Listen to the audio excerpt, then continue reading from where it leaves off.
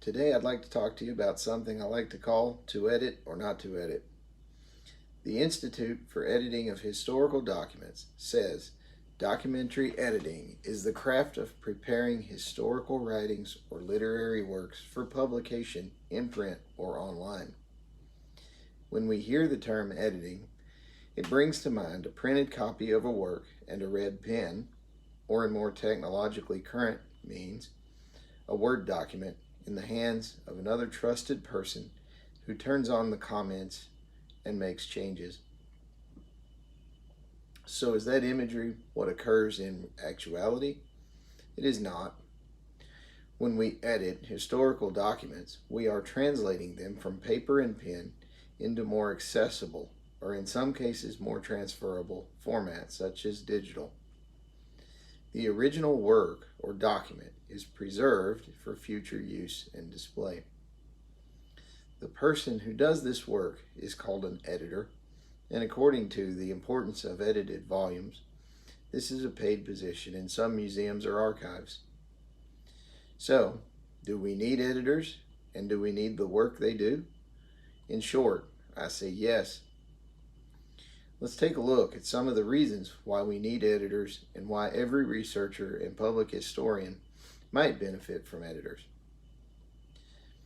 Most early documents are handwritten, and let's face it, every individual's handwriting is unique. The further back in history you venture, the more distinct the point becomes. In the 1800s, abbreviations and grammar were different and non-standardized, to put it mildly. The editor takes the time to learn how to read the handwriting typical of the period they work in, and takes the time to research such things as grammar and usage, as well as common abbreviations seen. They do it so we don't have to. If you want to learn, the National Archives has held a 5-day workshop called Institute for Editing of Historical Documents to get you started. You can find more information at archives.gov. Another reason that all public historians may benefit from the work of an editor is that editors facilitate access.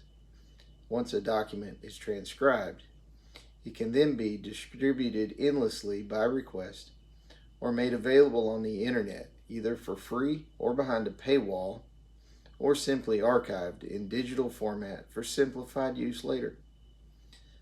Let's take a look at some of the benefits of digitally available information. The National Archives in Washington, D.C. is an amazing facility full of just about anything someone would need to see in order to complete research. Don't believe me? Go on archives.gov and take a look around. However, when you look deeper, it becomes obvious that not all documents and works are available for view online.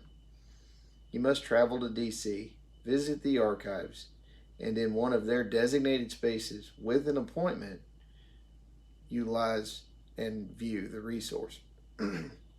I, for one, do not have the time or money to spend to be able to travel along with associated expenses. Do you? Enter the editor, who maybe eventually will digitize all of the documents in the archive for more ready use. Another example, another very good reason for the existence of the editor is that not all archives will allow a researcher into their facility. For example, during some local research, I contacted the archivist for the Fort Sill Museum on Fort Sill, Oklahoma. I spoke with the archivist on the phone, and after being told the resources I was looking for existed and that he would provide them, I was instructed to fill out a formal request form and submit it.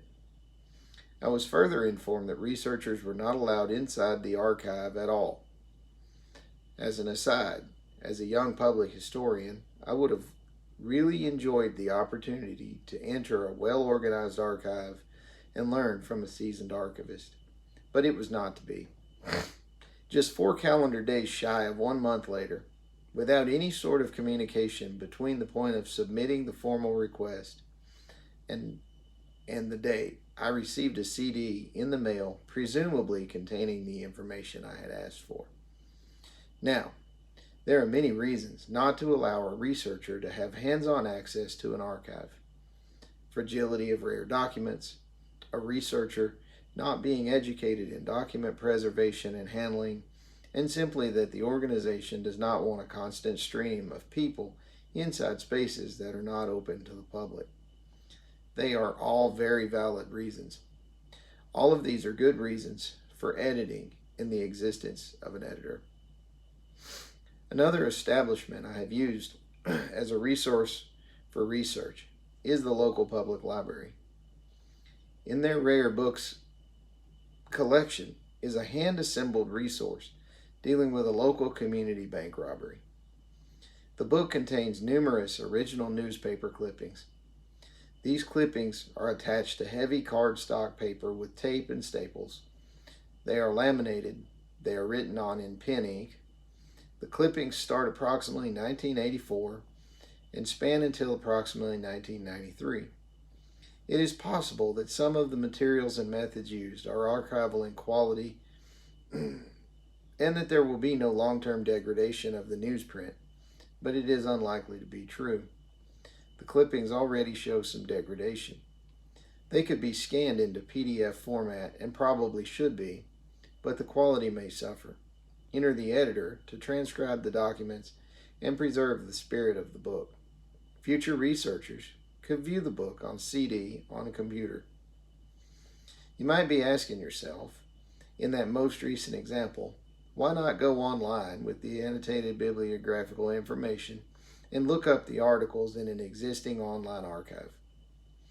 I tried that, and most of the articles I attempted to access did not exist online. So, if the handmade book is damaged or destroyed, there is a possibility that the story it tells will be lost.